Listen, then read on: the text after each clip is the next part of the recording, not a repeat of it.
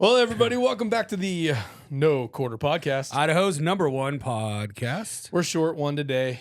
Yeah, Rob's being gay. No, he's yeah. No, he's on his way down to I don't really know what he's doing. Sacramento. We assume that it's for work. Everybody knows he's got Sacramento Black Rifle down there, which was his first love, his first shop. But I think Jeromy just found a post of him towing his pretty sweet S10. It wasn't him towing it, but I don't even know. He hasn't responded. Yeah. But someone could have just taken it down there to show it off, but he does have a cool C10. Or C10. I said S10. It's the same thing. But yeah, he does have a sweet truck. But anyways, he's on his way down to California and he's trying to button up home life before he takes off tomorrow morning. So Yep. And we've got a busy week and we had already scheduled to try to record today. And so it's Jeromy and me. You guys get the deep dark corners of our thoughts and psyche today. Welcome back, motherfuckers. Yeah. How you doing, brother? I'm good, man. Yeah? Yeah, I spent a little time in the sun throwing the football into a net. With your boy? Yeah. Yep. Don't say his name because I don't want to have to edit him out again. Yep. So just doing that. Trying to get him to like turn his hips over to throw the ball rather than just throw with his arm, because get a little power out if of it. you're going to play quarterback, man, you got to get the ball where it needs to go. Yep. So just sitting in the sun. And mind you, I didn't play football, so I had to learn how to throw a football to teach how to throw a football. Yeah. Now my shoulders are hurt. Dude, it's crazy, man, how quickly. So like even when we go down to the river and we're just skipping rocks and whatnot, man, by the end of the day, if I'm throwing hard, it's crazy how quickly you can fatigue your shoulder. That's why I don't bowl. It's such an unnatural motion, I think. Yeah, you're not supposed to probably have your elbow in front of your wrist. Well, I mean, I think it's that like torque, right? Because like as you throw, you're basically like whipping whatever it is you're projecting forward. Yeah. And so that's like a weighted on top of the weight of your arm and whatnot. So that rotator cuff just gets beat up. Oh, I also drank last night. Whoa. Yeah. You don't drink. Yeah. And for the people listening, I've never had well, I mean, some would say I may have, but I never had like a drinking problem. I just don't drink because it makes me feel poopy. Like I feel this morning when I woke up. When I drink alcohol, I never have good sleep. I wake up hella early. Yeah. And it's never like a good I'll go back to sleep. It's just like boom. And I'm like, fuck, I'm awake. Yeah, and you want to go back to sleep, but you can't. You feel like you need to get up, but you can't. Yep. It's such a miserable feeling. I only had 2 drinks and I was fucking smashed. But one of them was like a pint glass half full of vodka. Oh. With some watermelon lemonade. Oh, that sounds terrible. No, just couldn't even taste the alcohol at all. Real fucking dangerous drink. Yeah. Like I was like, oh, let's get another one going. My wife was like, nah. Does she drink or no? Yeah, she drinks. Does she? Yeah. Yeah. Not like regularly. Excess. Yeah. But wine and then like she a lush. a wino. A wino. No, she drinks wine like, I don't know, once a week. And then like if she goes out with her girlfriends and stuff, she'll have some cocktails. But otherwise, I do love wine. See, I don't like wine. Really? I try to pretend like I like wine because I'm like, yes, I'm gonna have some wine, you know. And then I'm like, everyone's like, do you want some wine? It was fantastic. Yeah, we'll go to like a friend's house and they're like, would you want some wine? I'm like, yeah, absolutely. I'm a classy bitch, right? So they put it in, I take a sip, and I just like slide it over to Eric, and I'm just like, I don't fucking like this. Dude, it's crazy. I mean, in general, alcohol has zero redeeming qualities. Really none. It's horrible for you. I mean, it creates some fun social interactions, I suppose. Yeah. But it is horrible for you. But you can have so much fun without alcohol if you don't care what people think. I agree. I totally agree. Like if you just like lower your standards about how you act in public without alcohol, like you're gonna have so much fun. Yeah. Yeah. Dude, that's a sweet ass rifle behind you. Yeah, man, that was funny. I was actually about to break into the whole sponsorship thing. But before we get into the rest of the episode, we should talk about our sponsors. Yeah, I was just looking at it. It actually looks pretty good, even with that dumb little optic that I have on it right now. But you're going to put I just haven't gotten another EOTech? No, I think I'm going to go Unity Riser with an MRO. Ooh, cool. And I know Black Rifle just got like those new MROs in. Yeah. They're like $700 or something. I know. They're not cheap. But the rifle was free. So I can justify spending a little bit. I can justify tricking that fucker out quite a bit. Yeah. So. Are you gonna put a freaking hush puppy on the front of it or what? Yeah. I think I'm gonna do the Surefire. Yeah. Just because it's like, dude, that's all. It'll shoot forever. Well, it'll shoot forever, but also like forward flow. Looking at like the Pew Science on it, it's great. Yeah. And then also, dude, thank you. What a great channel. It's a great channel. Pew Science is awesome. You guys need to check that out. Yeah. Totally unaffiliated. Don't even know the dudes, but they have all the suppressor information. And it's, don't get me wrong, it's pretty dry. However, if you want legit information on any suppressor, pretty much any suppressor out there, Pew Science is where to look. Except for, what's that one guy? Q. Isn't he the one that won't submit? Q, he makes a honey badger. Oh, he was like, our suppressors are the best compared to like Otter Creek, and Otter Creek cut his shit open and was like, what's up now, bitch? Yeah. Look at this old ass technology you're using. Yeah. He won't submit it to Pew Science? Yeah. That's funny. Interesting. I didn't know that. Yeah. I'll clip that and put it out there. So he's a fucking infant when it comes to his mood. He'll like comment on like nobody's shit to fight back. Yeah. Like literally Uncle Billy from fucking like Arkansas could fucking comment something and he's just like, fuck you, bro. And like he gets on burner accounts and shit. So, well, it's like the Q, is it the Fix? What's their bolt gun? I think it's the Fix. The Fix. It's the one fucking gorgeous. It's the one that competes with the Sig Cross. It's beautiful. Yeah, it's the Fix. It's a gorgeous gun.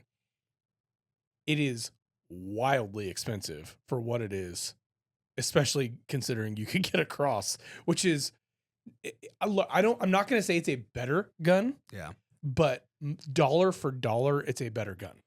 Does that make sense? Pound for pound, the Sig Cross pulls itself more. I don't know the numbers off the top of my head, but like the value proposition, the amount of improvement that you get from the Sig to the Q is nowhere near the difference in cost to the consumer. Yeah. Just get across and do a little bit of work to it, and then you got a pretty sweet bolt gun. This episode's brought to you by Sig Sauer. Explosive deals on all P320s. Not even true. No, but it is brought to you by Vector Industries. It is brought to you by Vector Industries. So, we tried to start talking about our sponsors, but no, guys, Vector is awesome. They make this really sweet that you can see right here. Short stroke piston system, AR platform, which is so sexy. Freaking awesome. It really is.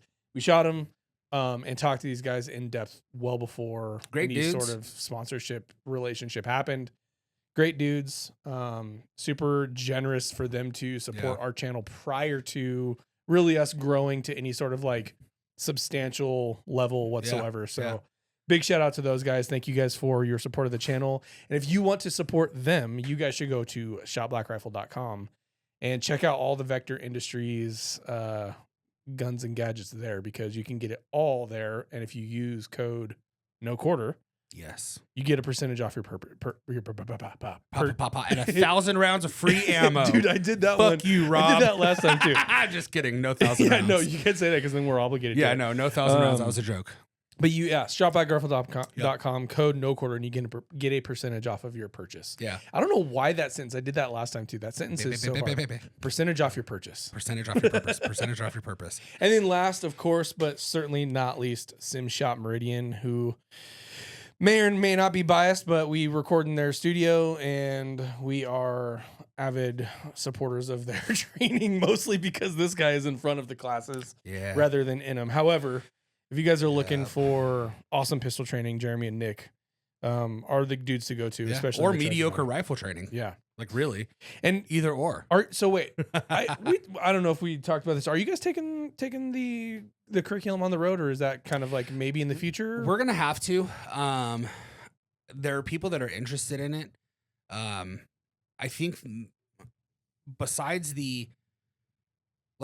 we've had now a few hundred people total, I think, take that class. Yeah. And the amount of people that are giving us like, fuck yeah, feedback is incredible. I haven't had anyone be like, oh, I didn't learn anything new. Like we've had like legit great shooters show up and be like, fuck, dude, I actually never really sought to think about this one little aspect. Yeah. That could really change a lot about your shooting. Like even just when it comes down to like your grip pressures, like I've never taken classes really that had a portion of like really specifically where you should be putting your grip and giving you a chance to experiment with it till you have some success. Well, not only that, but putting you in scenarios where your grip is going to fail on purpose. Yep. So that you feel what that feels like. That's super critical. I think a lot of people go to the range and it feels really good to get cool hits, to run fun drills that are high speed or whatever. And it is super not sexy to sit there and think about the width of your feet and think about how offset you are and think about how much you're squeezing with your support hand or how much you're not squeezing with your, your dominant hand, or how high up in the tang you are, or how you're, like building a grip, all of these master fundamentals, it's not fun to think about that stuff. And it's also not fun to think about, shooting offhanded or single-handed and watching how physics allows for your gun to interact with your body, and how the different like fulcrums that you create by putting pressure on the gun in certain different ways. Like, and that's all stuff that your guys' fundamentals class really focuses on. Yeah, it's important. Yeah. You have to know what your gun wants to do. Yeah. Unfucked by your hands. Yeah. Yeah. Like just by itself. Like if I pulled the trigger in outer space, you want to know what that gun's going to do. Absolutely. Like you want to know what it's going to do. And then you also need to learn how to make it hyper predictable. And I'm not saying by any standard I'm the best pistol shooter at all, because I am not. No. But I'm a really proficient pistol shooter. For sure. I rarely have bad moments when it comes to pistol shooting. Even when I'm taking other people's courses, it's usually once they see me shoot a few, they're like, hey, can you come demo this? Or, so I can run a gun. I suck ass at competing still, but I'm working on it. Well, once your plantar fascia heals itself, I'm out of my boot today. That's awesome, dude. I saw that. You still got a little hitch in your giddy up. Oh, I am so not close. Yeah. I'm fucking so not close. One step closer. The good thing is no surgery. Little update for the... No surgery. I don't have to have surgery. Yeah. So that's good. Yeah, you effectively did surgery on yourself. I performed a internal... what was it? Plantar fascia rupture. Yeah. So, yeah. But no, yeah, if you want Simshot to teach in your city, reach out to us, info@simshotmeridian.com or jeremy@simshotmeridian.com. If you want us to hit the road, let us know. We've had some interest in Arizona and then big interest in Sacramento, California area. Cool. And I think that's due to like the Sacramento Black Rifle being just inundated with Simshot stuff. Yeah. So like I think everyone in Sacramento's like, fuck are these guys? Let's get them out here. Yeah. I'll throw a little sprinkle on that. If you guys end up booking a course out in Sacramento, I'll come out and do a medical course with Nick. Oh, do a 2-day. We could do a 2-day. Yeah. Yeah. So if you're interested, do it. If you're in like New York, don't even ask. If you're in like Pennsylvania, don't even ask. New Jersey, no thanks. Not yet, at least. It's just so far. And I'm not trying to get fucking flagged for having 21 round magazines in an airport. Like, yeah, talk to freaking. There's been issues with New York stopping people on layovers about their magazines. Well, like Mickey Such got caught up recently in because he's from Illinois. I think he flies out of Chicago a lot, but he got caught up recently by TSA and he was in the right. He did everything correctly. He posted about everything, but it is true. Every airport is different. I actually have firsthand experience with how different airports react differently. I flew through SFO with firearms, and San Francisco is not the gun place. No, they're not the gun city. They don't like them. A lot of guns there though. A lot of guns, just it's not the city of love for the black rifles, and city of love for something else. I set that up, and I was like, I'm not sure if I should have set that joke up. No, I won't get too graphic. But that being said, they had no clue. I got to the check counter and was like, "Hey, I've got some firearms to declare," to which the person was immediately shaking. Just didn't know what to do. Am I being held up? I was like, hey, look, it's cool. Like I've done this a ton. Like I've got my lock case here. Everything is clear and unloaded. You have a form that you need me to fill out. You're gonna ask me to unlock my case. You're gonna basically do a quick visual inspection. We're gonna put that form inside, and then we're gonna close it back up, and you're gonna lock it, and then you're gonna call your TSA agent rep that's up front. They're gonna come over, and they're either going to take the case directly from you, or they're going to escort me over to have it inspected. They're either going to do it directly with me, or they're going to ask me to wait. It's one of the two things. It's very easy. Yeah. They're like, I had to go get a supervisor. But then same thing, you fly through Boise, and they're like, it's all good. You know what I mean? Like, it's not in your backpack, right? Yeah. Nope. All right, we're good. Dude, I took a loaded mag through like the security checkpoint at Boise. Dude, I've heard about people like showing up and having bullets in their backpacks and I had a full loaded mag. I was pissed. It was a nice mag. I actually ended up mailing it home, but they were super cool with me. I was glad I didn't have the pistol. Yeah. I took everything out, and like one mag got stuck down in the bottom of the crease on my backpack. Dude, I have so much travel anxiety Like last time we flew to Hawaii, I was like, hold on, just let me check my bag one more time. One more time. So like before we got in the TSA line, I'm like going through my bag. I'm like checking all the crevices. My wife's like, what are you looking for? And I'm just like, anything. Right. Like whether it be just a random knife that I have just thrown in this bag or hella bullets or a magazine or even a backpack gun. Yep. Which I have. Me too. So me too. I do my best. Like every time I get a new bag, like for work or something, I'm like, oh, okay, this is going to be a gun-free bag just so that I have no crossover. Yeah. And that lasts for about 35 seconds. And then I'm like, no, not getting, it's getting a pistol. Yeah. Well, even just this fanny pack trying to go into all my St. Luke's. Yeah. I literally was walking to my physical therapy appointment on Thursday of last week. The past Thursday. And I got like halfway across the parking lot and I'm just like, oh, gotta turn around. Forgot metal detectors. Yeah. Whoops. Apparently you can't. Did you go through the metal detector or no? The first time, yeah. When I went to meet with my surgeon, like the orthopedic guy. I've never gone through a metal detector at a hospital before. I was on my phone. I was looking down, and I look up because I hear a noise. And I look up and there's 3 people closing, 1 from the front, 2 from the side. And I'm kind of like, oh, I'm in a metal detector right now. It wasn't like an enclosed one that you have to like do this. It was like just 2 pillars. Oh, and they picked up on it. And so then they approached. I mean, it audible beeped. Oh. So, but what's weird is like, is it a checkpoint or do people just walk freely in and out? I think people just walk freely in and out. I walked out, no problem. I walked in the second time, no problem. No one even said a word to me the second time. But it's a fact. It's funny that's a metal detector because I mean, people go through with boots with shanks and pocket knives and everything. Excuse me. Bless you. May the Lord bless you. Thank you, Jesus. I survived that one. But yeah, I don't know if it like detects guns or because I walked back through it and didn't make a noise and I still had like metal on my body. So I don't know what it was, but he's like, sir, do you have a weapon on you? I'm like, yeah. Maybe it's one of those things that detects, like specifically detects guns. Because there's new systems that have come out recently that can, like, smell it. It's like, no, I think it looks for like an amount of material in mass and then also correlates with body position and all kinds of stuff. Yeah. I should have been like, it's just my dick. I've got a titanium insert. That's why it's a micro compact. I call it the angry inch. What is that? Is that a gun or you just happen to see me like, sir, this is a fucking a macro. Super small. 17 rounds. This is a Hellcat, bro. Oh, so funny. Single stack. Yeah. No, but so all that to say, we love you, sponsors. Yeah. Whoops. Yeah, Vector, awesome. Shopblackrifle.com, awesome. Simshot, awesome. So I love our rabbit trails, though. Our what shows? Our rabbit trails. Yeah, it's important. I think that's probably the only reason why people listen to us. Honestly, is like, let's see where these fucking retards go. Yeah. All right, what were you gonna say? So what? So like 2 weeks ago in Boise at a Jackson gas station, there were 3 individuals who were confirmed gang bangers, which to me still sounds kind of gay. Like, what you guys doing out there, bro? You gangbanging? That's so funny. Shots fired. Literally. Back shots fired. So they went inside this gas station, I guess. They were trying to steal something. The employee, I don't know, like all the fine-tuned details. I didn't read the article, and I truthfully don't care a whole lot. Mm-hmm.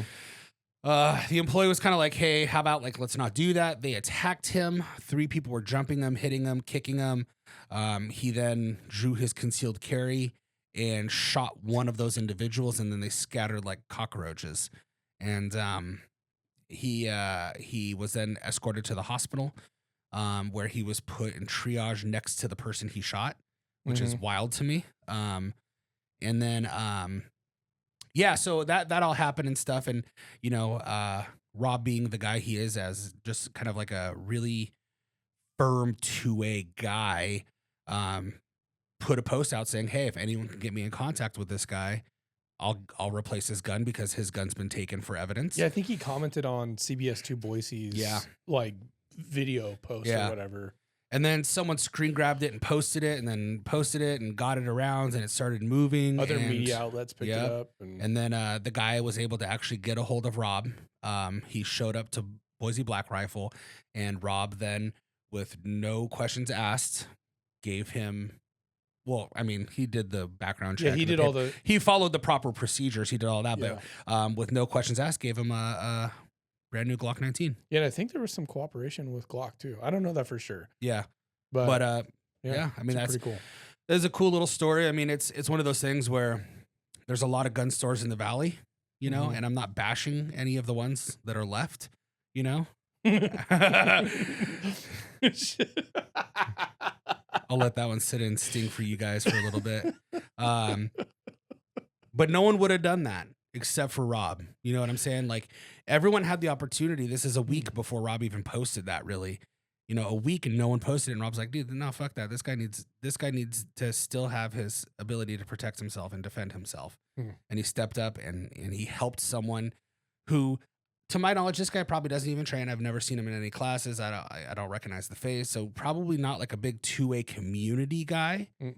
But as a fellow Idahoan who was defending himself at a time where his life was at risk. I just think worse than most.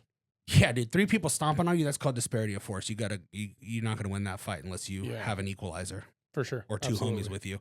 So yeah, Rob he stepped up in a big way. Gave him a gun. It even made a little news article somewhere on Gun Owners of America or 2A Alliance. He sent us the article, but it was really cool. So yeah, that's a cool little story. Shout out to Rob Adams and shout out to the Shop Black Rifle, Boise Black Rifle, community, because it's really cool. I mean, that's the kind of stuff that just makes you proud to be affiliated with companies like that. You know? Yeah, absolutely. I mean, he's not here to talk for himself, but you know what I mean. Like, yeah, super cool, Rob. Well, and if he was here to talk, he'd be like, "Well, I'm just doing what anyone should do." That's true. That's what he said. But that's what he said in our thread. And I'm like, yeah, but not everybody does the right. But that's the thing. And so naturally. And I'll throw this back out there to see if it can circle around. I know Rob already texted the guy and let him know. Someone in the comment section of the Boise Black Rifle post that Simshots were on that post. So it's on our page now. I don't know what that's called. Like contributor. What's it called? Collaborator? Someone's like, someone get this guy trained. There was 3 dudes and he only shot one of them. And valid point. So you guys going to train? So I put it out saying that we'll offer him 1 free month of membership here, which is 4 hours of one-on-one training here at Simshot, and one free seat to our next Fundamentals Mastery course. So hell yeah. I'll clip this and post it. Homie, if you want to train, we got you. Yeah. If you don't want to train, like, you should, but you definitely should. But I mean, like, you did get a good hit. So I can't say much, you know. Is that dude he shot? Nope, he lived. He lived it. He lived, yeah. And I will say, I mean, like, I can't judge his shooting skills. He's shot more people than me at this point. Well, and here's the thing. I honestly, I don't know anything about the story. I don't know if he drew from concealment while down, while getting beat. I have no context. So we threw out the idea of possibly having him on the show. Not sure if that's going to materialize or not. We'll feel that out. If it's appropriate, then we will. Yeah. And also, I mean, like, and we also don't want to what's the word? Like, capitalize on being a sensationalist, you know what I mean? But if the guy's interested in helping others learn about what he experienced, what he thought about, what was going through his brain, how did his body feel as he was pulling the trigger? Yeah. If he's able to articulate it, you know, I don't know the guy. I don't either. You know, he may not be the most articulate person when it comes to conversating. I don't know anything. We don't know. But what I do know is that, you know, if someone in my circle steps up to do the right thing, then we'll follow suit. Yeah, and absolutely. we'll fall in line, and hopefully this guy takes us up on it. Yeah. You know, we're not going to post about it and be like, oh, we're training this. Look at what it's just, hey, it's out there. If you want it, come get it. Yeah, Mr. Man, if we don't know your name, but if you want to train, come get some. Yeah, hit Jeromy up at Simshot. He's the one that's on the chats there. So just DM them and they'll get you set up. I think up. Rob already texted him and told him, like, hey, call Jeromy and Nick. Cool. So, well, cool awesome. little story. It's a crazy story. I'm glad. What do you anti-gunners do for your community? Yeah, dude. Nothing. Well, they would say they do by getting rid of guns. Oh, yeah. By allowing people to loot, riot, steal, rape, and murder. There you go. With no consequence and no way to protect yourself. Yeah. I will say that the last episode where you're like, this is not a gun problem. It's a bad people doing bad things problem. And I even clipped it, but it's like, and if you don't like guns, like, stop calling the people that show up with guns. Like, that's so valid. It's like, you hate guns, but you want cops with guns to come solve your problems. Yeah, if you think the guns are the problem, then stop calling on them to solve your problems. Yeah, so I guess if you want to get involved in the conversation, what do you guys think? And frankly, we've put this out there a bunch, and we've had not much response in the past. But truly, if there is a person out there who differs in our opinions regarding guns in the community, specifically for self-defense, and let's and to double down on this and to give some context, don't get me wrong, I carry every day for self-defense.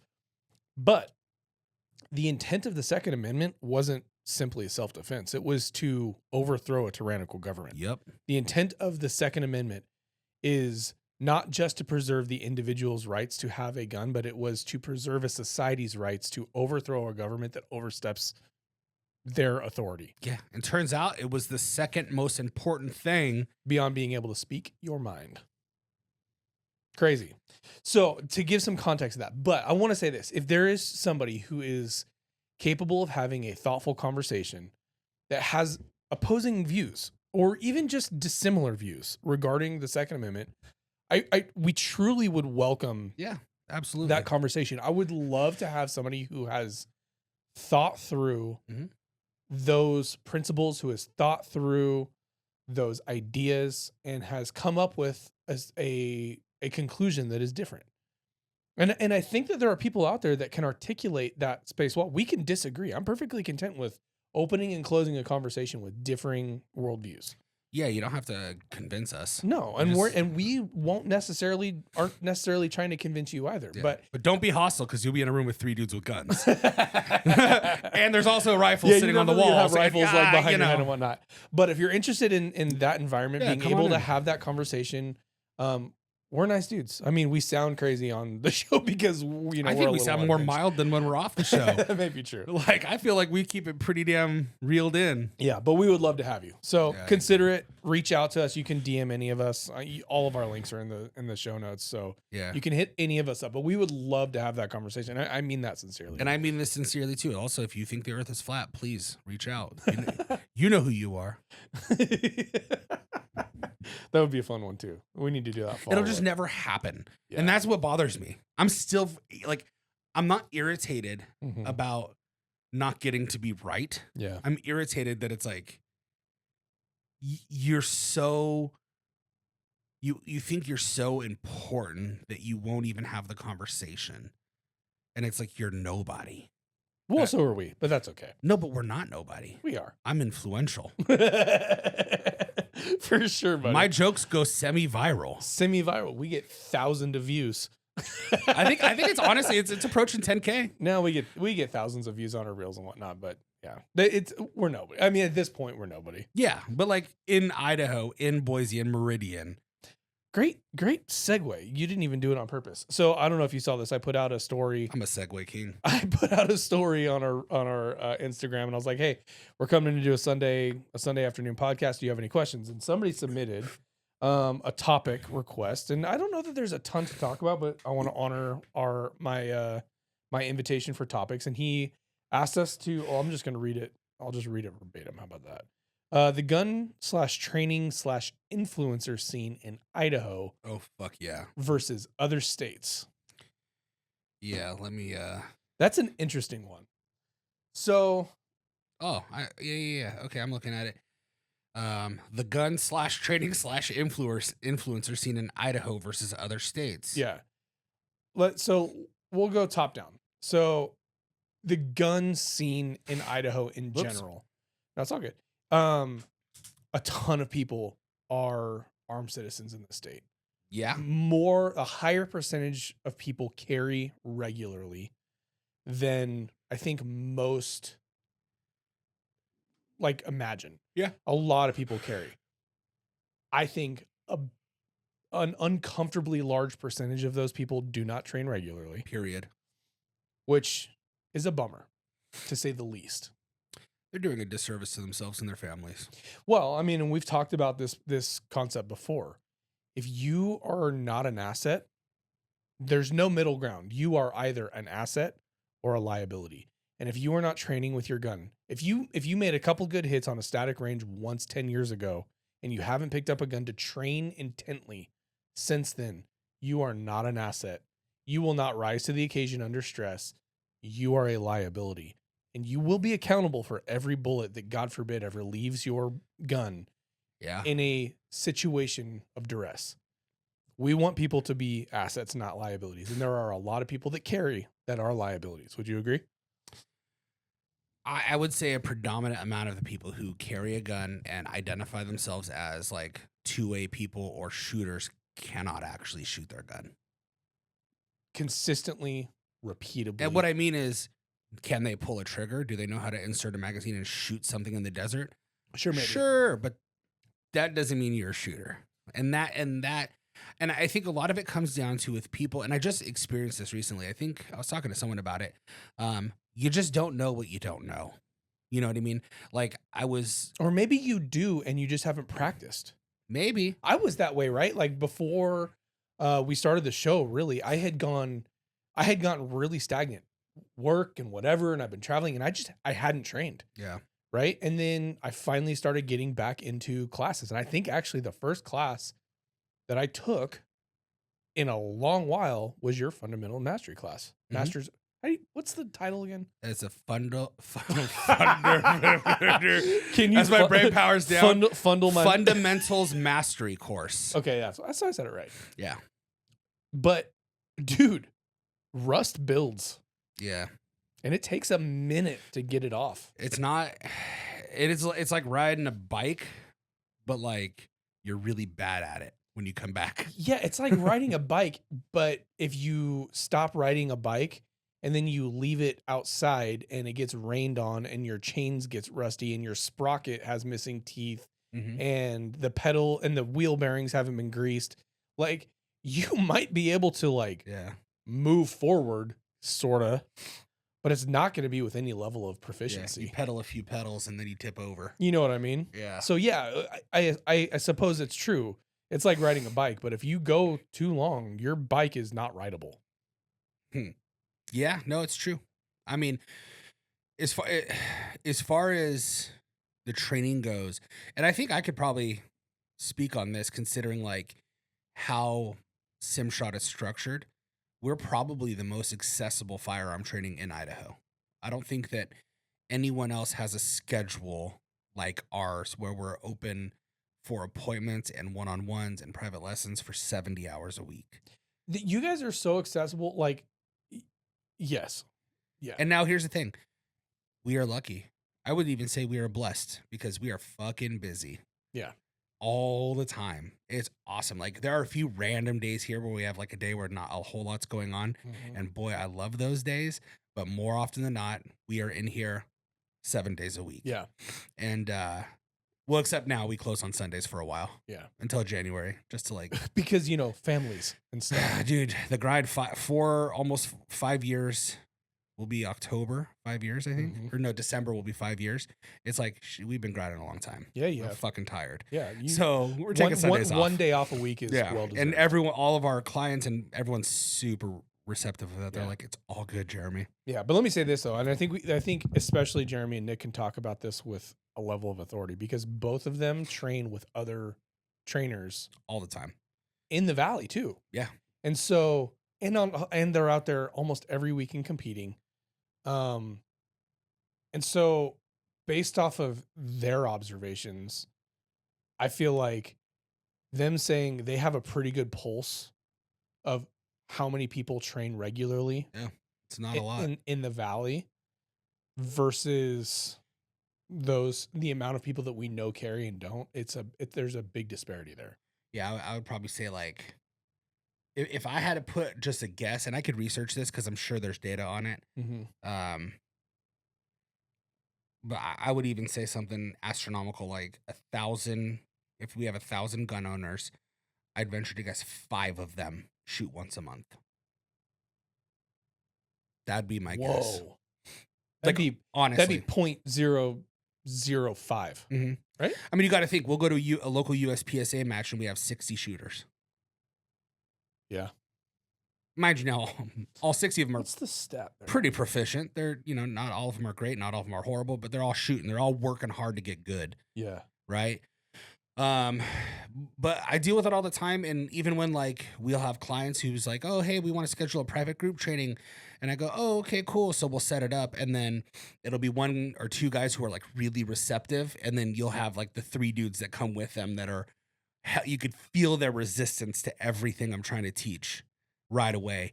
And I always attribute that to just they don't know what they don't know. Yeah. You know, they don't know how good you can actually be with a gun. They've never been exposed to such high levels of shooting or been around someone who can run a gun so well, because their standard's always been like, oh, my uncle was a cop, taught me how to shoot. My grandpa shot his whole life. Little things like that. So they become complacent, like, you know, my dad taught me how to shot and he was a cop for 25 years. It's like, well, that doesn't mean you know how to shoot, bro. Yeah. Like, this is different. We recently had a guy that came in with his buddy, one of his like church security buddies, and he was super resistant to everything. And I was running him through some drills. And mind you, like I'm in a boot most of the time now. Like when I get home, I have to put my boot back on. I'm only supposed to be out of my boot for a few hours a day to let my foot stretch. And so I'm not getting up to demo quite as much as I usually would. Like I will demo every drill possible, but like if it's draw to one shot, dude, draw the gun, present the gun, shoot the gun. I'm not gonna. I'll give you very articulate explanations and do it. He did it, and I was like, "Hey, man, that was pretty good. You know, here's some things you should work on." He's just like, "Well, why don't I see what you can do?" Like he actually said, I can't remember how he phrased it, but basically it was like, "Why don't you get up here and show us that you can do this?" So Okay. I hammered out 10 draw to one shots in sub 1 second in A zone, and he was immediately receptive to everything I was saying. When I'm consistently hammering A zone in like 0.9, 0.9, 0.8, 0.9. And he's just like, fuck. Yeah, bro. It matters. And training regularly matters. So I pulled I pulled some statistics because I wanted to answer the question. And this is just like top of the line Google responses. So It's official. Grain of salt, everybody. Roughly 2 million people in the state of Idaho now, as of 2025. Yep. It's a little north of that, creeping up on 2.1. But I did the math based off of 2 million. It's almost 60% of Idaho residents are firearm owners. Yes. And I would imagine that's probably a little bit low. That's way low. But let's just go off of this result. Because that can only be off NICS background checks or people who apply for concealed carry. Yeah, it's 50. This result says 57.8. So 57.8% of 2 million, which again I think is low, and I know it's a little bit low on the population, is roughly 1.156 million gun owners in this state. They're not even close to 1 million people training regularly. I'd be rich. Yeah, you would be, man. I would be rich as fuck. If everyone who owned a gun truly prioritized being the protector of their families the way they should. And dude, we're not talking about like, look, would it be awesome if everyone who's a gun owner trained hard and regularly? Totally. Yeah, that'd be cool. Totally. But if you even just prioritized one class a year, like the fundamentals mastery class a year, and you took that and applied that to regular intervals of shooting on your own, let's say once a month, and then very regular dry fire routine that took 10 minutes of your day in the morning, the proficiency that we would have in this state. I mean, that would be a massive population of very well equipped shooters. Yeah. Yeah. I mean, and we're nowhere close to it. I mean, even if, yeah.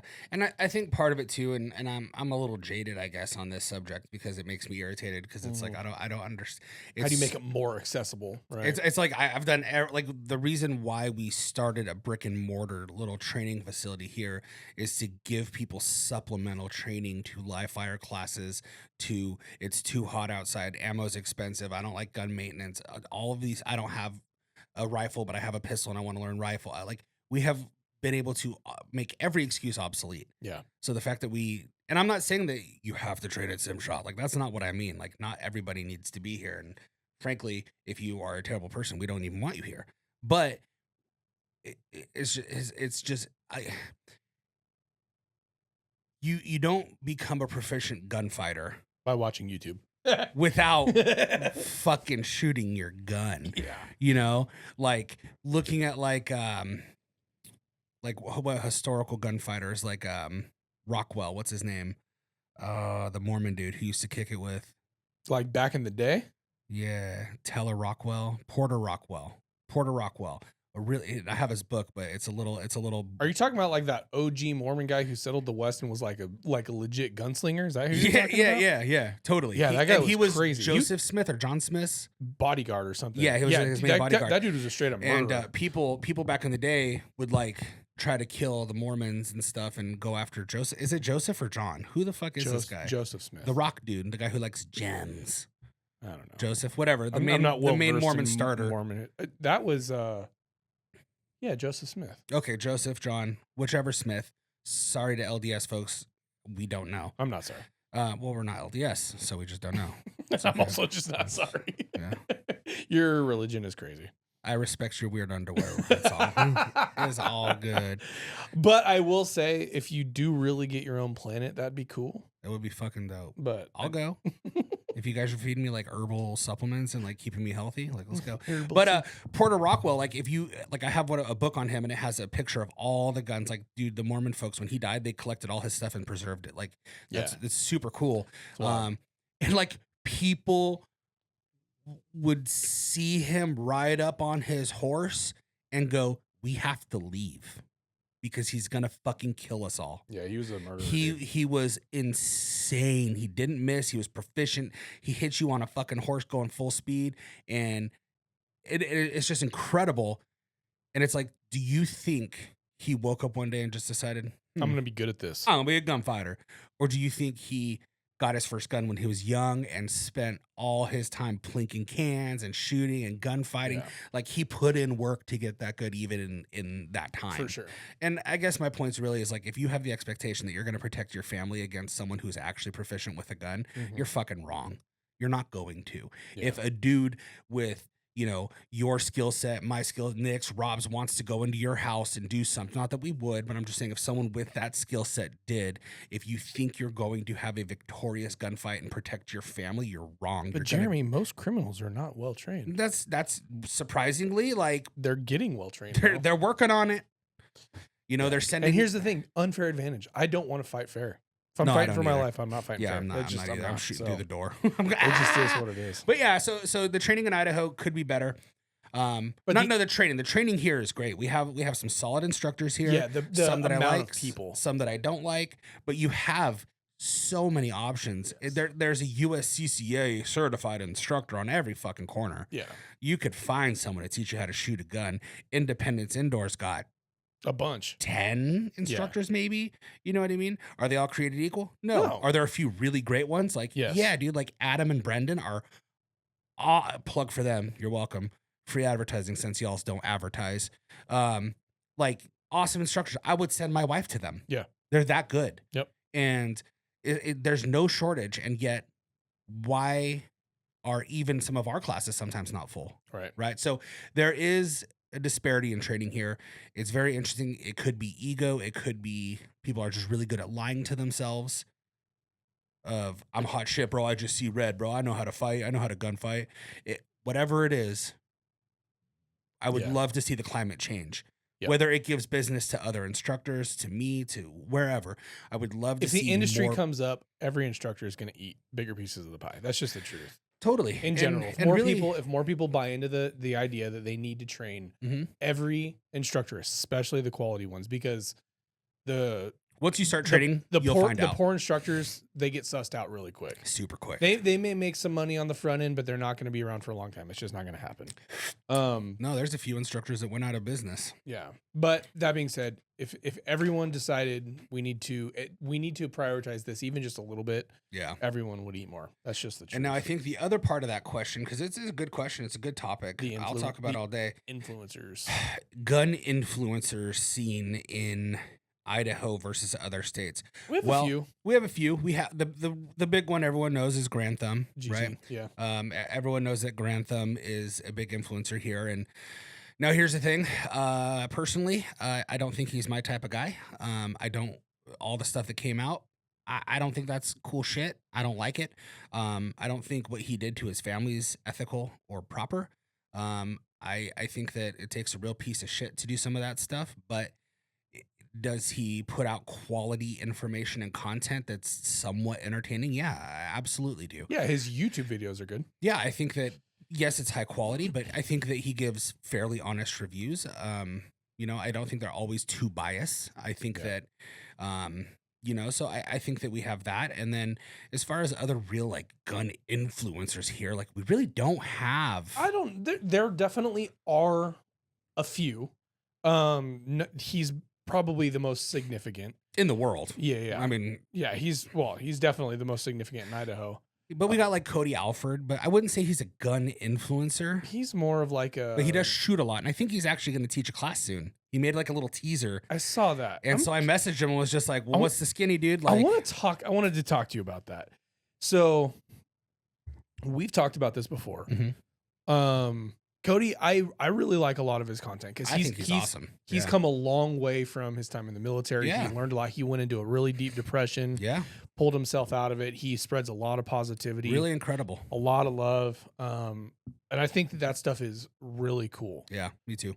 He obviously is shooting personally because he's got some, from the look of his videos, I've never spoken to the man in my life. Same. But from the look of his videos, it does appear that he's got some property that he's shooting on. He trains. But his background is Marine Corps Special Operations. Mhm. So I think he was MARSOC, if not Recon, whatever. He was one of the youngest, I think E8s or E9s or something Mhm. like that in that community on the Marine Corps side, and then out. We've talked about this before, that special guys do not equal fantastic firearms trainers. No. Yeah. And I have seen some of his videos where he definitely knows how to manipulate a gun. I mean, obviously the dude's been in some gunfights. Yeah, the pistol shooting is not like, whoa. But it's like all right. Right. Yeah. So I'd be very curious to understand what his curriculum is, what he's trying to teach. Yeah. I really hope it's not going to like lean heavily on the tactics and stuff because I don't know. I'm very curious. And like, here's the other side, dude. I love a lot of his stuff, man. I love watching his content. So Totally. Yeah. Here's the gig. Listen, if you are using the fact that you are like special forces or any of that stuff to make your money. Yeah. Bro, you went to war, you went through boot camp, maybe you didn't deploy, maybe you didn't see actual combat, maybe you did. I don't know. Make your money, dude.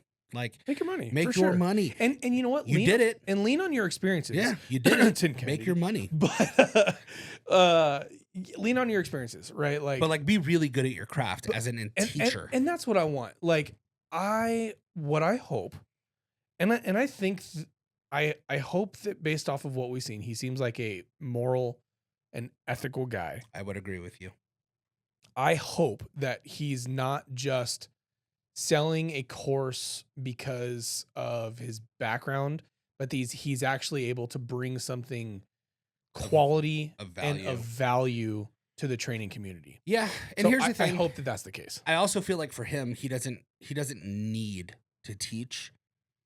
So I mean, if he's gonna be a good teacher, then be a good teacher. No. What I mean, like, is he's successful elsewhere. Yeah. He's got. He's financially probably pretty stable based on he's got a clothing company, right? And I'm just assuming he's got his hands elsewhere. That doesn't make him go, "I'm so broke, I have to teach now to make money." Right. And not that teaching firearms is like a last resort thing. It's not at all. But I don't think that he's. And there's a lot of guys that don't get rich at all doing this it. Is not. Yeah, if you're looking to get rich, don't do it. Yeah. In fact, if you're looking to get rich, like stay very far away. Don't fucking do it. I found that out. It's a grind. But I don't think he's like got his back to the wall. That's why he's teaching. So I think that I would like to think that he's teaching because he really thinks like I have something. Yeah. I have some information that I think people would benefit from. Yeah. And I think that he seems like that kind of guy. Yeah. Like he's sitting on the couch one day and he's like, man, I got all this information in my head and I'm not giving any knowledge transfer to it. And I think people would benefit from it. Yeah. I'm hoping that's what it is. Here's the thing. A good example of somebody who comes from that same background who I think does fantastic work. I don't know the guy's name, but his company is Bear Solutions. Bear Solutions. Dude, I fucking love that guy. What do you know what his name is? I don't either. I'm trying to, and I've talked to him a bunch on Instagram. Oh, have you? That's funny. But he reposted me and Nick running the 3R33. Oh, cool. But like Nick fucking ran that shit clean. Nice, Dude. He had dude. like a fucking Nick can 7. shoot, man. Nick can fucking, and dude, all the GMs, I'll be like, oh, how was the match? To like one of our sponsored shooters, Trent, or like talking to like one of our other GMs locally, and they're like, boy, Nick's fucking climbing. Yeah, he like, is. He's He's doing it on like basic ass guns. He's not even running race guns. And I'll say this, man, you know what? Nick needs to figure out how to create a YouTube channel, because the way that guy talks to himself when he's shooting, his noises are freaking hilarious. Yeah. Have you heard Range Panda, how he shoots? No. Oh, dude, he like lets out a little like mini war cry before he shoots. He's like, woo, woo. And then like, and shout out Eric. Love you to death, bro. Awesome for the community. Love your shit.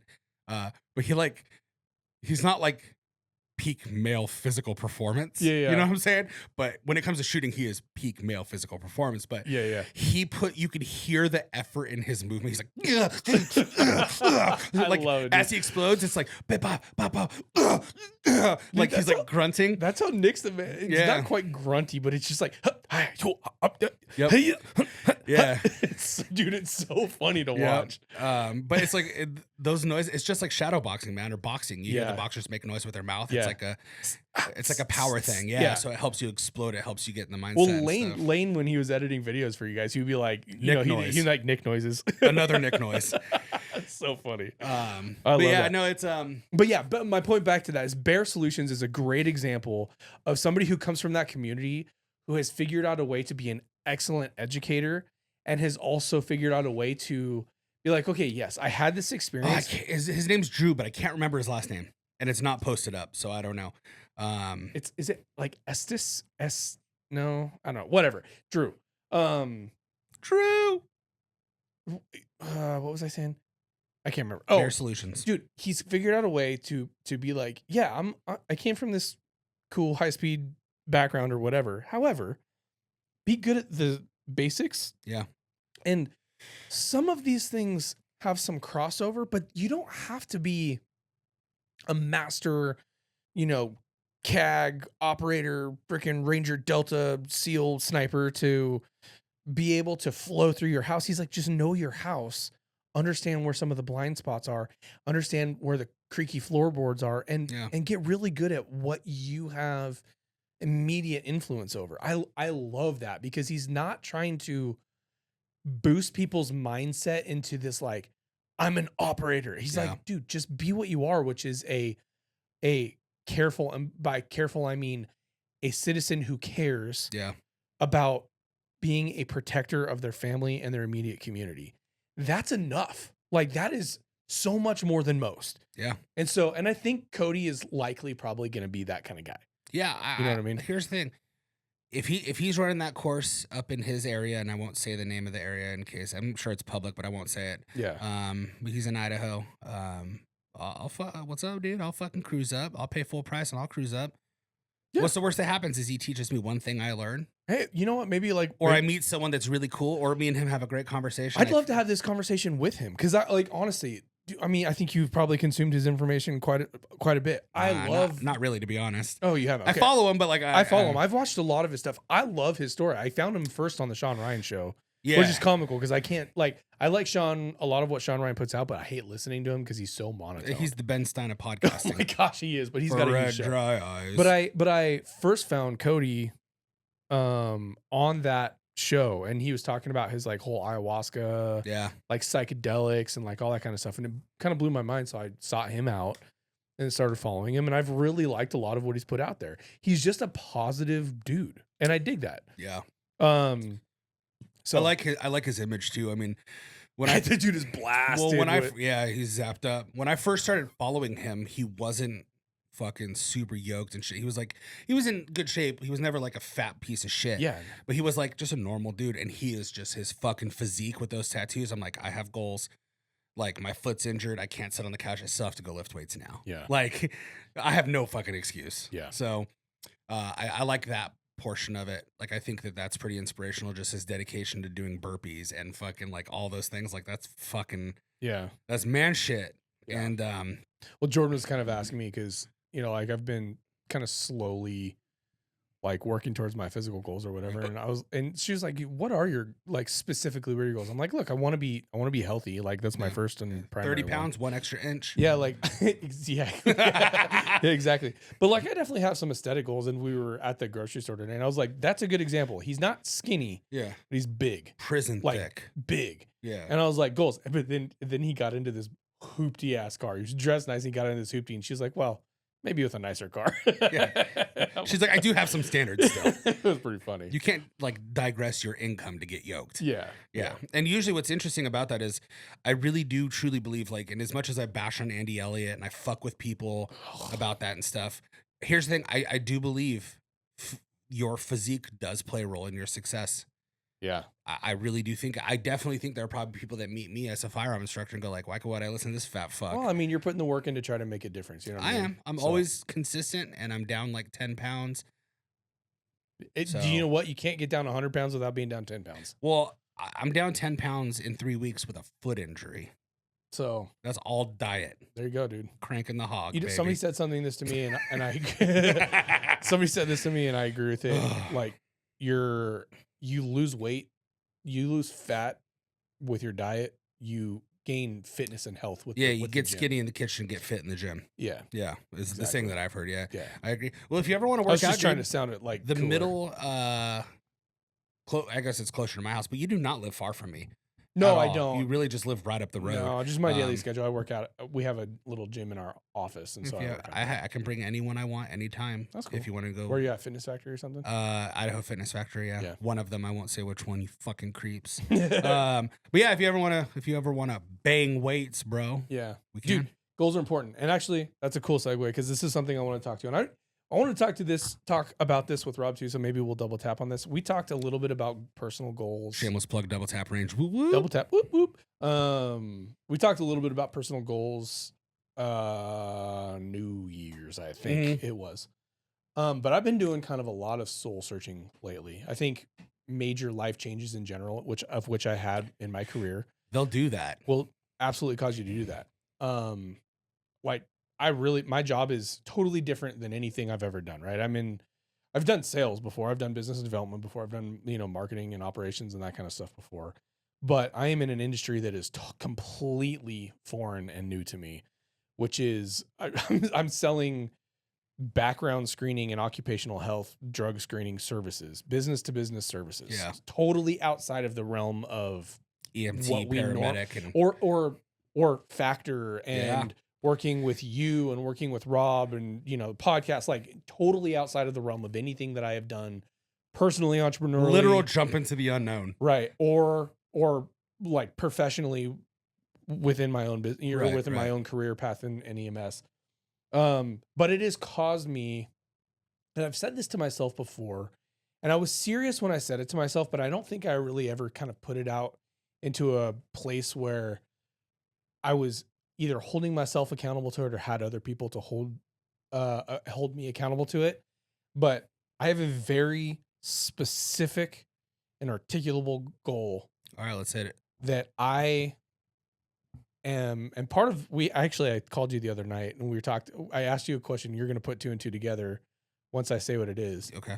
But I'm saying 5 years, but I really want it to be faster than that. I want to be my own boss.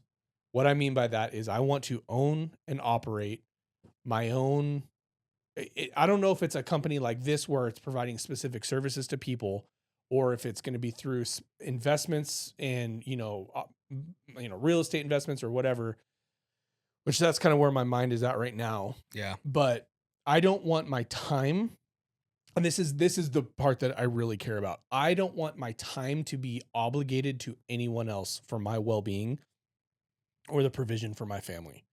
So I don't necessarily need to have a store or a product or a brand that I'm selling, but I am going to build my own business model so that I am making and earning money based off of my own effort. And I am not obligated. My time is not obligated to a manager or another owner. Every effort that I make, I want to directly benefit my family specifically. I like it. I think that's great. I also think that speaks to the fact that like you can go work for somebody all you want, but like deep down inside, you're a serial Well, entrepreneur. And so, It's hard when someone's like, "Hey, you should do this." You're like, "Why are you telling me what to do, bitch?" you know what? And it's Yeah. interesting, right? And I've got a really good relationship with the guy who owns the company that I work for. Um, and I have no issues working with him at all. But at the end of the day, I am now in a situation, well, and I have been perpetually, right? I'm in a situation where the well-being of my family is dependent on something that someone else has built and is or providing. Yeah. And I have just gotten to the point where that bothers me. I don't know why. Yeah. No. Actually, I do know why. It's exactly that. I want my time to be accountable to me and my wife, and I want the decisions that we make to be solely based off of how we value what we're choosing to do. Yep. Totally That's get it. it. Now, if Totally get it. now if I choose to continue, working in partnership or with, other, it's going to be based off of want and not need. Yeah. So I'm working through the process of how I am going to do that. Mhm. I think trying to figure out a way to invest in real estate is going to be a big part of I that. just did the introductory text. Oh, the one that you did put two and two together. I did. I put two and two You did together, and I put was two like, and two together. So I just linked this, so there's a group chat going. Yeah, but yeah, that is my goal. My goal is It's a great goal. is to be accountable to myself, to Mhm. be the master of my own calendar.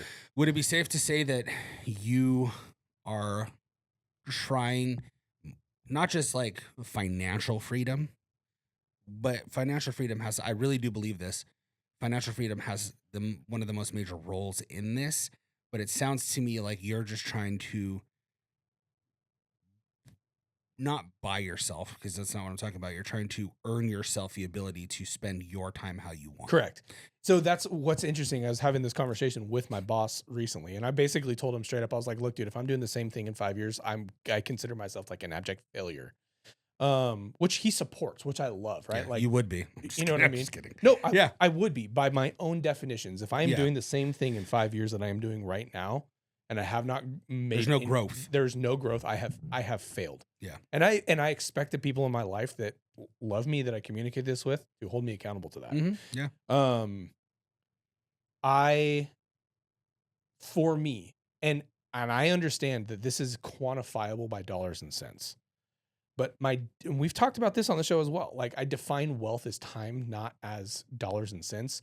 Though I know I can calculate the monetary value of what it's going to take to own my own time. Yeah. I know that there is a number that equals that. Mhm. I'm choosing to, for now, focus not on the dollar value of it, but Right. to choose to work towards my goal of owning my time. Yeah. And the dollar value, and the reason I say that is because the dollar value can be variable.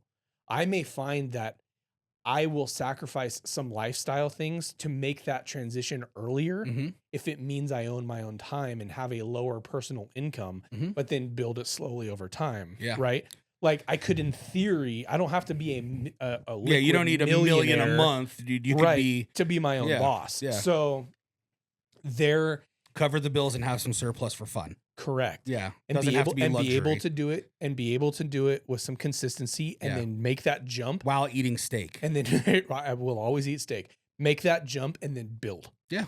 No, I So- think it's great, man. I think that, I mean, why does any entrepreneur do what they're doing? And some of them are doing it to chase money. And if you notice, a lot of those guys don't always make it. They're chasing a monetary value exclusively, but they don't realize what the grand scheme of things are, I think. Yeah. I think it's really important for people to understand time is the only thing that we can never get back. Yeah.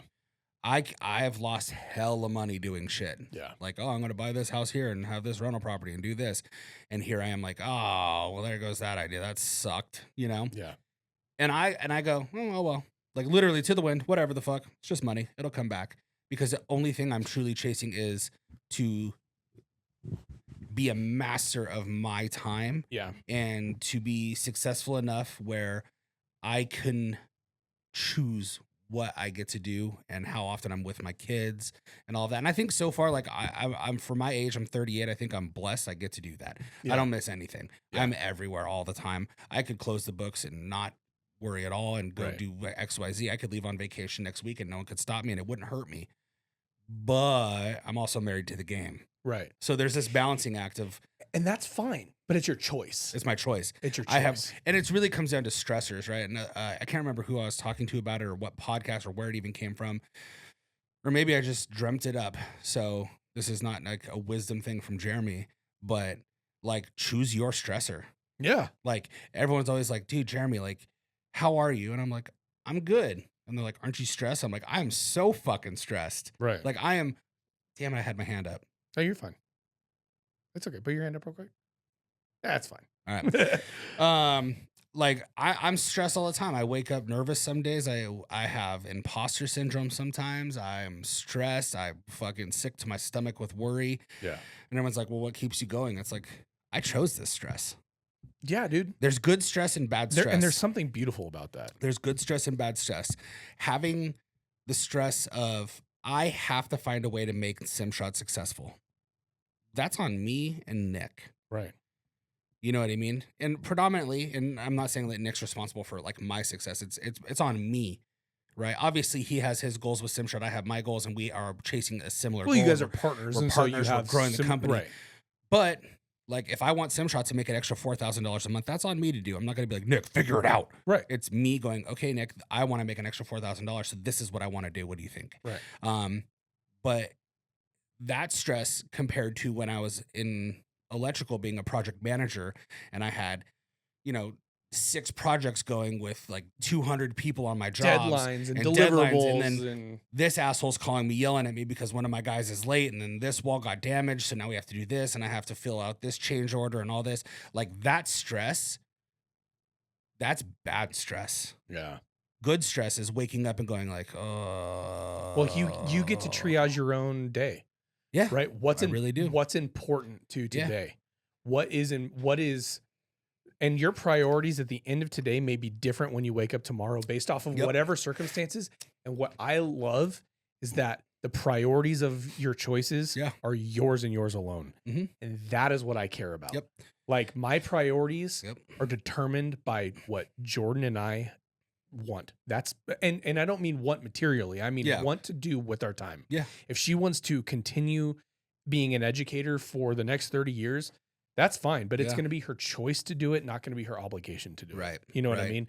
If I continue, whatever, doing this podcast and, even if we never make it past 1,000 subs, well, it's not going to happen, but like, it's because I want to, not because I need to, you know what I mean? Or whatever, or my job. If I continue doing that job, it's going to be based in want and not in need. Yeah. And right now it's the inverse and I'm unsatisfied with that. So that like, I have a very specific dissatisfaction and it's not, and I want to be clear, it's not ungratefulness. And you don't dislike your job. No, not at all. Coworkers, not your at bosses. all. I'm grateful for my job. Yeah. I'm grateful for where I'm at. I'm grateful for who I get to spend my time for. Yeah. Like, it sounds like you have an awesome setup, but you're also consciously aware that I do. Someone's got you by the balls regardless. At the end of the day, and even though the interactions between me and my boss are awesome, and he doesn't treat me at all like, hey, your time is mine, you're going to do that. Not at all. Yeah. In fact, it's quite the opposite. He's a very generous individual. Yeah.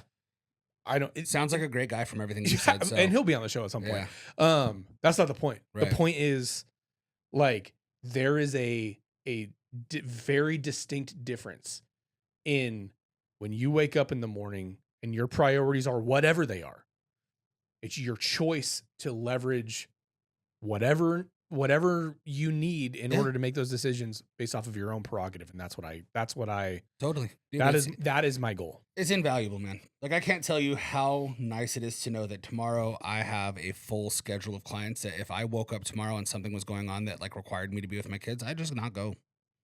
I'd call everyone and be like, hey, I can't come today. Sorry. And that's not fine. And that's not out of a lack of obligation to your clients or to your business. No, because I always try my best to follow through with every single thing I do. Yeah. But like, if I can't, like, who's going to yell at me?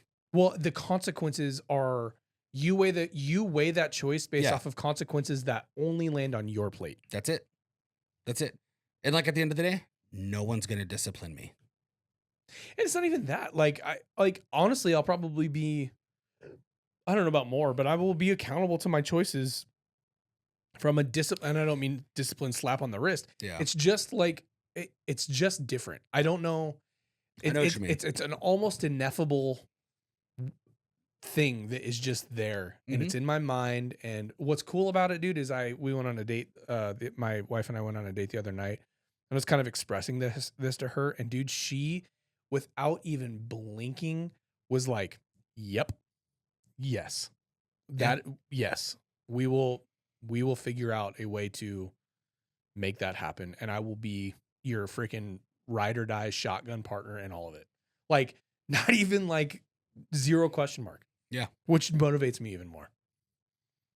So yeah, dude, you married up. Oh, I have 100% married. Like 100% we've talked about married it on the podcast a bunch of times. We all married up, and Jordan's an incredible person. Like in my minimal I've spent 4 hours with her total, maybe. Yeah, and most of it we were busy all in shooting. the context of training. Yeah, like we were shooting. It's not like we were like, oh, so how you doing? You know, and that's Shelby.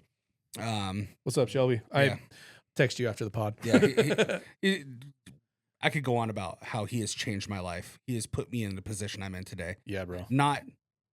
I mean, I obviously reached out and was like, hey, let's do it. Yeah, you know, but that dude is responsible for my mindset and my success. Dude, I'm going to pull a Rob real quick because I got to take a mad leak. So let me do that because I don't want to stop Bladder this boy? conversation. Yeah, dude.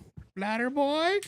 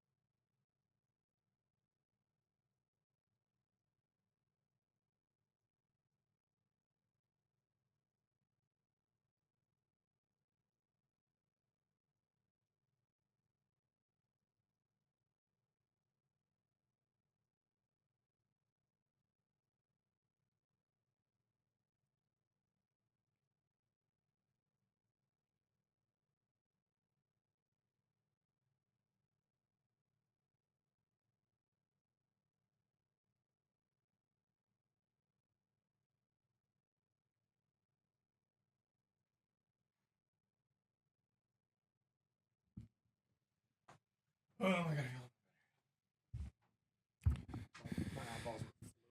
Yeah. Gets rough. Gets rough out on these streets. All right, we're back. Sorry, I had to take a little wee break. Anyways, you were talking about Shelby. Oh, he just was like, buy a house in Idaho. Yeah. And I was like, oh, all right. Yeah. and just in those conversations, and I was already kind of venturing into like entrepreneurship and shit like that. So it like lined up perfectly. It was almost like meant to be, you know? But just like greatest influence and just like totally human, you know, like I remember when he had his first kid, having conversations with him about it. And I'm just like, you know, I was already a couple years deep in the game, you know, and even him just being like, yeah, what can I expect, dude? Yeah. And just being able to like, Is he local? Yeah. Nice. Local. He's really outstanding realtor in this valley. Oh, cool. Does very well for himself. And just like you'll never he's one of those people where if you meet someone who's like, I don't like that guy. Yeah. That's a them problem. Yeah. Like something's wrong with that person, not with him. Yeah. I still have yet to hear anyone say anything negative about him in my entire existence. And I knew we had so much crossover in our high school life from being both in like the BMX scene and stuff like that. And we had so many mutual friends, and no one's ever said a bad thing about him. Yeah. So, and his character speaks for itself. But anyways, great dude. So yeah, I forgot what we were talking about before that. But just the goals of just own it, dude. I was gonna say is like, yeah, you married up. Yeah. Jordan's awesome, and you could just see in just her accountability, even as me teaching her to shoot in a class setting, where it's like, She's just fucking ride or die. Yeah, dude. She's like down as fuck. She's Zero excuses. She's awesome. Like, fix this, and she's like, fuck, all right. Yeah. Like, and dude, at some point I want to do a show with all the wives, like the girls of no quarter. Yeah. You know what I mean? And have get like them in here, and we won't even be here. We'll just let them dude, that talk. would be crazy. And just like pull the pin and grenade it in and be Yeah. like, hey, you guys are going to talk about that. And close the door. Have fun. Erica will literally just be like, I don't want to be here. Can I leave? That's funny. Sherry will be like, I want to be social. Yeah, Sherry's great. Erica's like, I just want to go read a book. Why the fuck are you making me talk? She a homebody? She's just like, yeah, I mean, she's a homebody. She's just not the most like super outgoing, like social person, but she's a great conversation. If you get her in a room, it's not like she's ever awkward. She's a good conversation. She's funny. But like her ideal night's like a nice rainy night with a book. Like she's very much like, she likes her peace. She likes her calmness. She likes reading. And she has 3 rowdy boys. Yeah, she does. Like, straight up. We went and ran an errand this morning, and it was just a war zone in the car. And she's just trying to listen to, like, NSYNC. And you have, like, one of my kids going, no! And the other one's like, yeah! And then I'm just like, boo! And we're all just, like, yelling. And dude, it's so crazy, man. Getting my kids to figure out how to just be, like, quiet, or just like decent to each other. Yeah, yeah. You know what I mean? Like, man, oh man, just boys in general, they are so hot and so cold and like. Well, like, so I'll tell you a story. Last night, my oldest, we all went to one of our neighbor's house, and we were all hanging out there. It was probably like 10:30 at night, and kids are all feral. There's a hot tub and a pool at this neighbor's house, and all the parents are hanging out. Kids are literally just doing whatever. They're just front yard, backyard, hot tub, pool, front yard, backyard, just living summer life, letting them do their thing. And my oldest comes over and goes like, hey, where's my youngest? And I was like, I don't know, check over there. And he comes back and he's like, he's not there. And I was like, check the front. And comes back and at this point I see the worry in his eyes because he's looking around and there's like a lot of the kids are all still around, but a few of them are not around, and my 4-year-old's not around. Yeah. So he goes out front and he's like, his bike's not here. And I was like, oh. And Erica's like, oh, I'll go look. But I could see the worry in your oldest in his eyes. Yeah. And then I saw his breathing start changing as he realized, because I was kind of like, Erica like walks around and looks, talking to a few of the kids like, hey, where's hat? And they're like, no, we don't know. Yeah. Because they're doing their thing. It's not their job to watch them. Right. So, yeah. They're not keeping tabs. Yeah. And so I see Erica bolt gone down the street. And at that point I stand up. And as soon as I stand up, I think my oldest was like, fuck, something's wrong. Like, like both parents are going like, okay. And I just saw him immediately start getting like that worried, sick to his stomach. His eyes were watering. He was like starting to shake a little bit. And he's like, he's that adrenaline. Yeah. I don't know where he's at. I don't know where he's at. Is he gone? Is he gone? Like, and I was like, it's all good. You stay here with, one of our neighbors. Yeah. Yeah. And she's like, honey, it's okay. Like, it's fine. Like, yeah, we'll figure it out. It's all good. There's nothing to worry about there until there's something to worry about. So I hopped on one of my neighbors. We call them all the neighbors except for me all have like these scooters, like the electric scooters. Oh yeah. But like they didn't invest in like 5-mile-an-hour ones. They got like 50-mile-an-hour electric scooters with dual motors that are like, if you get on that gas pedal too much, you're fucking gonna go 50 miles an hour. Like I got my big ass on one of them and got it up to 40. That's awesome. I love it. I want one. Oh, me too. We should buy one. Join the scooter gang, bro. Yeah. I'm actually shopping for one now. But Erica took off on foot. I hop on the scooter and I'm just like, just down the street. And we found him at one of the neighbors' houses, and two of the neighbor girls took off. So he just hopped on his bike and followed them and went and, innocent, but it was like, whatever, come back. But like, dude, my oldest all the time, like, I wish I was I wish I was an only child. But then you can see the love. But then it's like, you see, it's like, you need that little thing just as much as you need oxygen to have a normal life now. Yeah. And you, like, despite what you say, with the first time you held him, you teared up. Yeah. Like, you love him. And so I just embraced the chaos, as in there's 2 boys. They're both trying to find themselves as kids. They both like different things, but they both like the same thing. And it's just mutual combat. Yeah. And it's going to be that way until they get into their first. It'll probably be that way forever.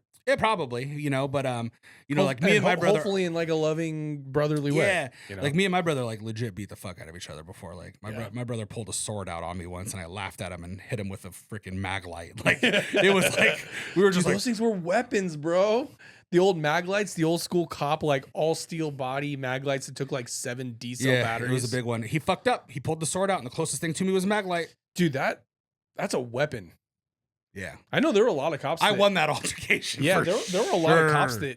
that stuck around with the mag light Yeah. for a long time simply because that was their baton. Oh, break your arm. Yeah.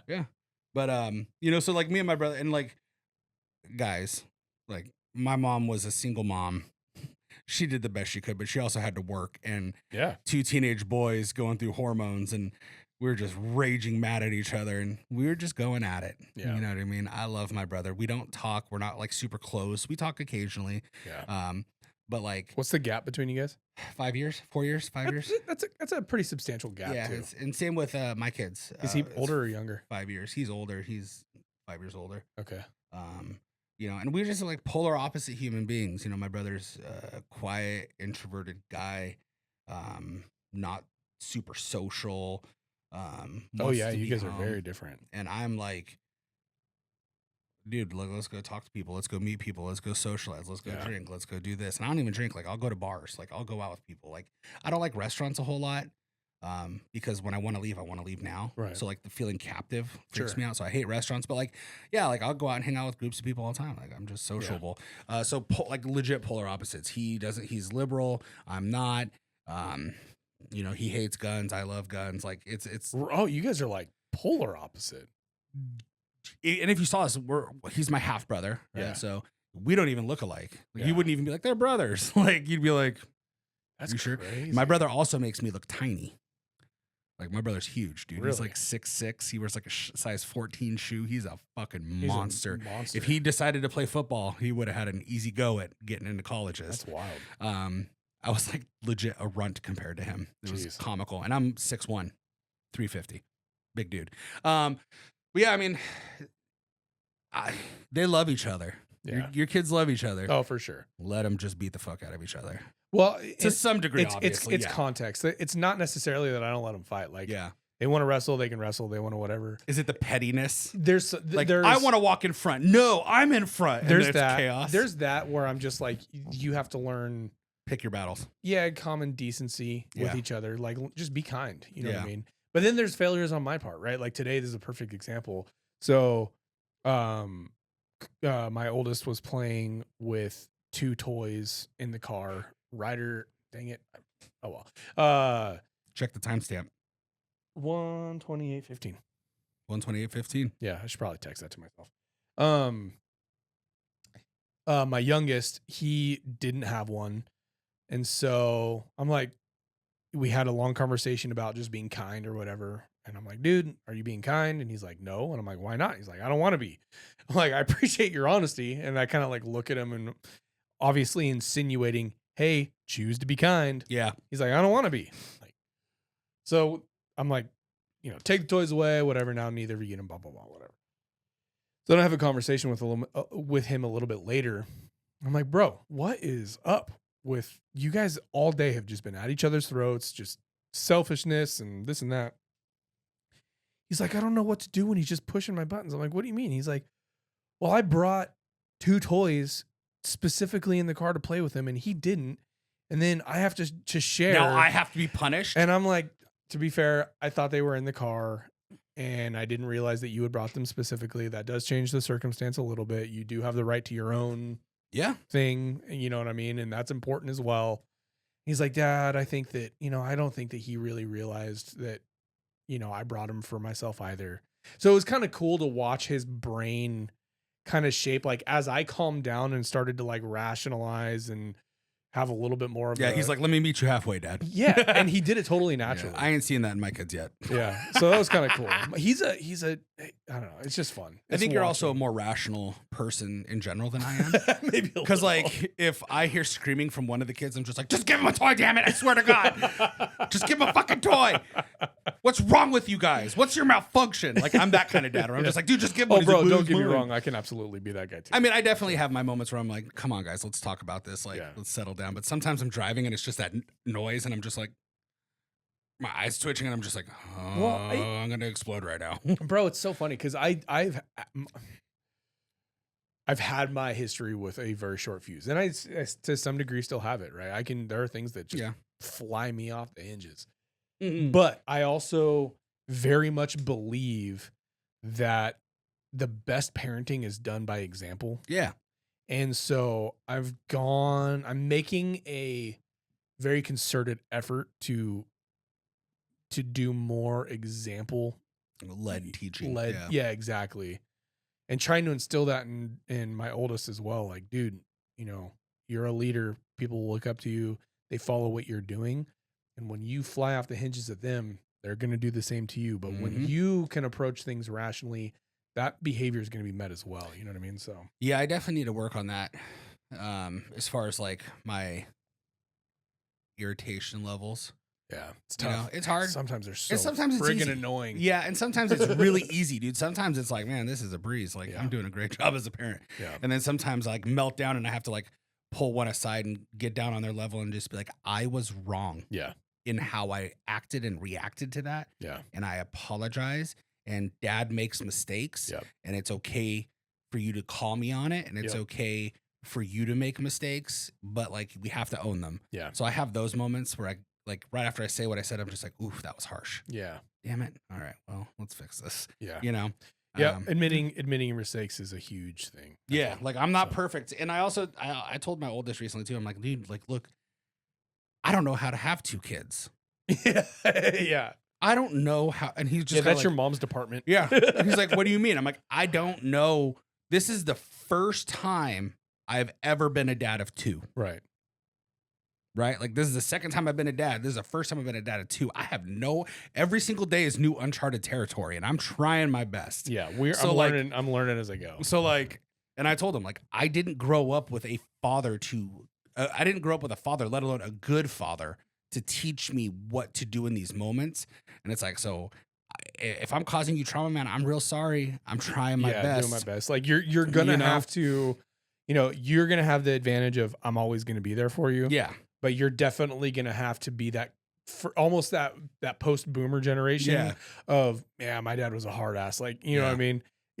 That's just gonna be part of your story. It is what it is. Yeah. And I mean, I will always meet you with love and kindness. I will hug you. I will support you. I will listen to how you're feeling. I will always be there in every possible way.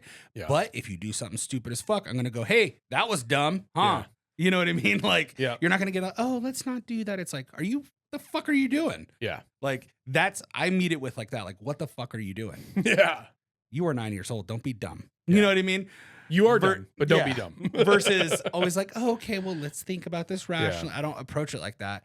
But I also approach like, even like my oldest, like he ate shit pretty hard the other day. Mm-hmm. I told him to do something and he's like this. I'm like, yeah, try it, but just like a little more aggressive of a movement. And he did it. And I was like, oh no, he hit the ground. And I was like, oh shit. And I ran over and I scooped him up like he was a baby and was like, hey man, you all right? And I stood him up and I like grabbed his legs. I was checking him. I was like, you good? Where does it hurt? You know, like I'm there. Yeah. In those senses, but he's gonna, but I also tolerate minimal shit from any human being. Yeah. Even my own kids. So it's hard, man. And you'll have the days. Oh, for sure. We all do. But also some days I'm really rational and other days my patience is gone. But I will say this, man. You got great kids. Yeah, so do you. So, at some point the proof is in the pudding. You know what I mean?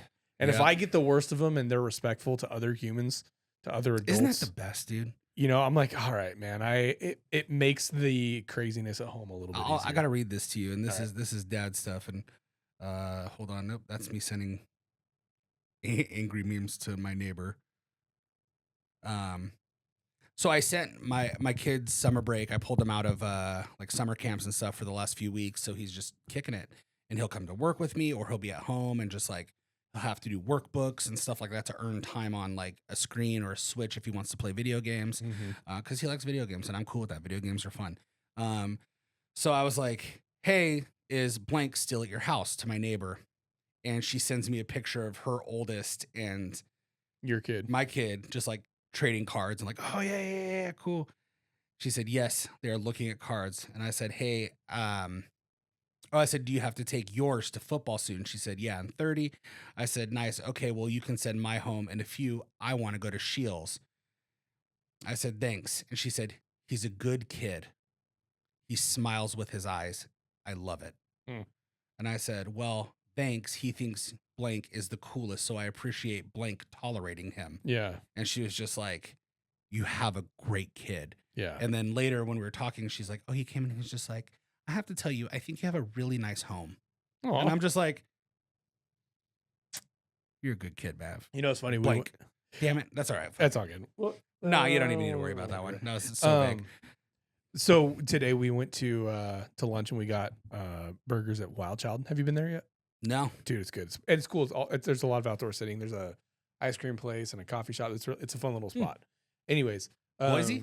Yeah. Okay. Yeah. It's Wild Child. I'll look it up. It's over on the bench. I love me a burger. It's a good burger. He wanted fry sauce. We didn't get any fry sauce. So we let him go inside and on his own, because we could see it, but it was that little stroke of independence, and those things are important. And also, folks, for the people that aren't in Idaho, it is a little different. It's different here. Yeah. We're obviously still hyper aware of what our children are doing. Very. We still keep eyes on our kids and stuff. But in Idaho, our kids are still allowed to have some autonomy in places without terror, fear of kidnapping or anything else. Yeah. And as they get older, you have to empower them with some autonomy. God, you got to let your kids order their own food. You got to. Stop doing everything for your kids. So anyways, we sent him inside to go get some fry sauce. And a few minutes later, he comes back out holding his fry sauce. And as he's walking out, there's a young lady walking in with her new baby or whatever. And he just naturally holds the door open for her. Yeah, victory. And then as she walks in, lets it go and comes on over. And I was like, bro, I'm so proud. freaking proud. I'm proud of him already. And it's not even my kid. I'm proud of him. He was just like, what? I'm like, you didn't even think about it. You weren't focused on just yourself. You had what you wanted, but you recognized that there was a lady that you needed to be chivalrous to, and you held the door for her. Yes. I'm like, bro, that is so good, man. Those are huge victories for man, parents. it felt so good. Like, isn't that like whatever trauma we're instilling in our kids from our shortcomings or anything like that? Like, there's some good in there. And man, it's so cool too. It is when you praise the hell out of them, like they just light up and they're like, oh, this is what. So I love that. Reward stuff, the good. And also too, I bet you felt like $1 million because he went and he got his fry sauce by himself. And I didn't tell him anything. No. Yeah, go get it. And then he did that great thing all on his own. So it was really cool. Yeah. So watching him develop into like little humans. Yeah. You're just like, you're gonna be all right. Yeah. You'll be all right. All right, bro. We're at like an hour and 30. So. Yeah, I gotta go to a neighbor's kid's birthday little there you go thing. All the kids are already over there. Yeah. So all right, you guys, we're gonna call it here. Please give us a hand, like, comment, subscribe, share would be cool. But all of those things help out the algorithm, and it really helps the algorithm push our content out to other people and really help out on Instagram and stuff. And like, like our stuff. I'm trying real hard here, guys. Yeah, he's doing a good job. I'm trying real hard. I don't know how to manage social media for Beans, dude. Look at the Simshot account. It's like almost dead sometimes. But we're figuring it out. And so if you don't mind, just give a share, like, follow, tell your friend to listen to it, whatever you want. We appreciate it. Yeah. It helps a ton. And then go support our sponsors. Because honestly, like we've been going on for a little, about a year and a half or so. Some breaks there a little bit here and there, but about a year and change. And our sponsors have made it possible to keep going and to have the goal of growing the platform. So to go check out Vector Industries, go check out shopblackrifle.com. Dude, I can't, whatever it is, when we talk about our sponsors, I start getting all stuttery.